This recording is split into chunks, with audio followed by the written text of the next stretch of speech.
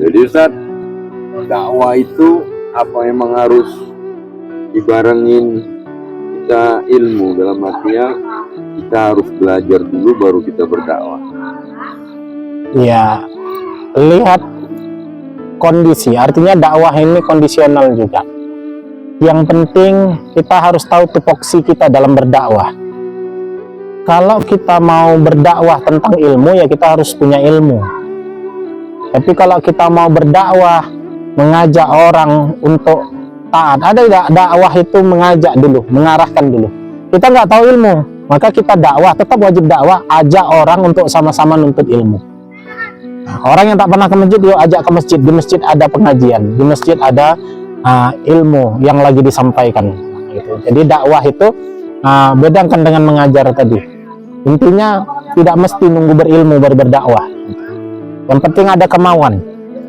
Ada kemauan, ada jalan. Itu dakwah.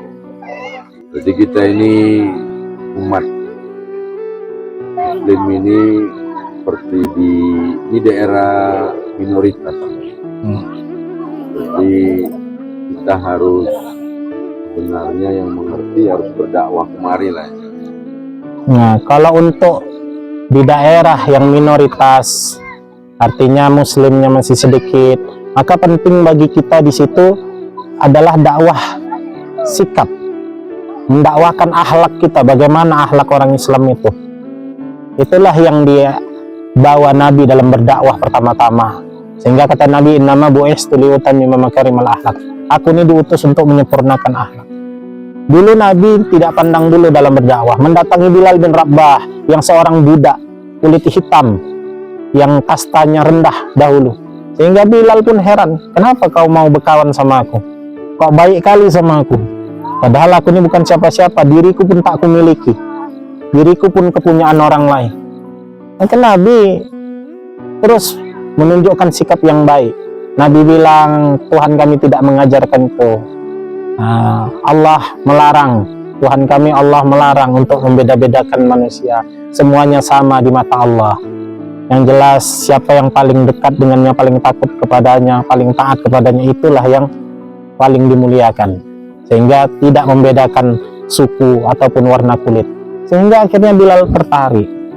Dia terus bertanya, bagaimana rupanya Tuhanmu itu? Bagaimana? Dari situ muncul pertanyaan-pertanyaan, akhirnya baru dijelaskan Nabi. Yang jelas intinya terhadap dakwah di daerah minoritas, kita tidak pernah memaksa supaya orang masuk ke dalam Islam, tapi tunjukkanlah akhlak orang Islam itu sehingga orang tertarik dengan sendirinya. Karena rasa-rasanya Islam ini tersebar banyak dengan akhlak, bukan dengan pedang. Karena la ikraha fid din, tidak ada paksaan dalam agama. Karena memang sejatinya Allah itu sudah menjadi satu ketetapan mutlak. Bahwasanya Allah itu adalah Tuhan yang layak disembah. Cuman yang jadi masalah, banyak manusia yang belum kenal. Maka tugas kita yang sudah beriman untuk mengenalkan bagaimana Islam ini, bagaimana Allah Tuhan kita. Ustaz, jika kita berdakwah, namun yang kita dakwai tidak mau menerima dakwah kita, gimana tanggapan kita, Ustaz? Jangankan berdakwah untuk urusan agama, untuk urusan keyakinan dalam menyembah Tuhan. Berdagang saja, itu ada konsepnya. Namanya pedagang itu dalam level itu, ketika kita menawarkan sesuatu barang, itu tidak langsung dia ada penawaran, tidak langsung pembelian.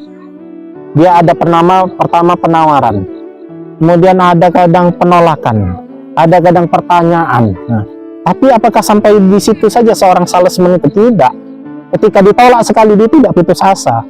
Dia yakinkan lagi, besok dia datang lagi, sampai pada akhirnya orang mulai yakin, mulai bertanya. Setelah mulai yakin, mulai bertanya, baru dijelaskan lebih lanjut, baru orang tertarik. Itu untuk jualan, untuk berdagang.